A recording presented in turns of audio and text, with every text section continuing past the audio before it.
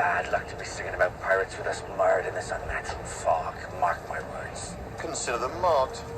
Mark my words, Reg. I will get into the salty spittoon. They will ruin your life. You mark my words.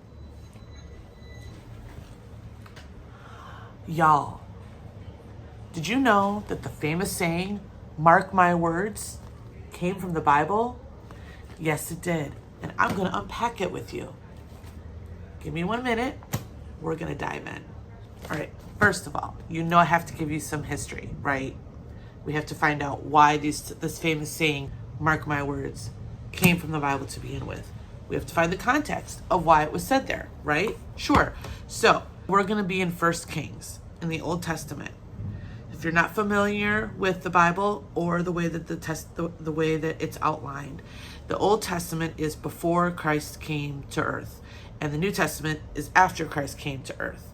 Now, in the Old Testament, there was what they had prophets, which were basically men and women that came speaking what they said was the words of God to the leaders of all the different communities and the towns, etc. Okay? And what happened was there was a very bad king. His name was King Ahab. He was not a good guy. If you want to read about him in full scope, you can go to 1 Kings chapter 20 through 22. I'm not going to go through the entire thing of what this guy did or how bad he was. I'm only going to give you a portion of this today. But basically what happened was there. Okay, pause. A huge thunderstorm is about to roll in here. So the lighting all of a sudden went bizarro weird, and so I'm gonna try to turn on my light. That's a little better. And I'm gonna try to get this done before the weather goes crazy outside. So King Ahab, bad dude, and he always consults the prophets to ask what he should do in certain situations. But then there's this one prophet, his name is Micaiah, okay? And Ahab doesn't like Micaiah because Micaiah never says anything that Ahab likes to hear. In fact, it even says at one point, he accuses, like, I don't want to ask him because he never has anything good to say. And so, but finally they say, yes, ask Micaiah. If Micaiah agrees and we agree, then we should go do the thing that you're asking about, all right? And then Micaiah says, mark my words. And there's all these references as to, you know, why this originally came about. And it actually came about a couple books ago in Deuteronomy chapter 18 verse 22.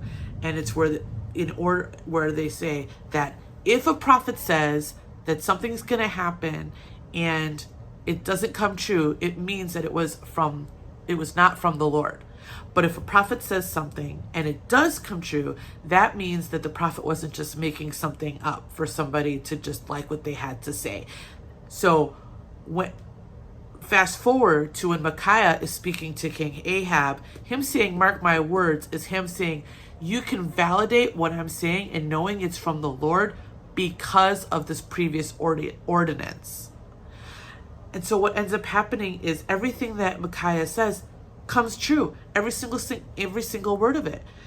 And you can read this for yourself, but I just really wanted to share that with you today.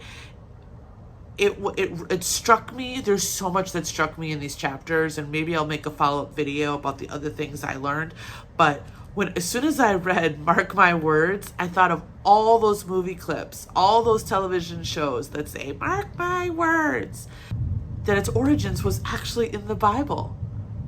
It's so cool. Isn't that so cool? Don't you just love the way God can work sometimes? That there are things that we think are a certain way and they actually aren't that way. That we thought that somebody probably from Hollywood made up the phrase, mark my words, but actually it was God. Until next time.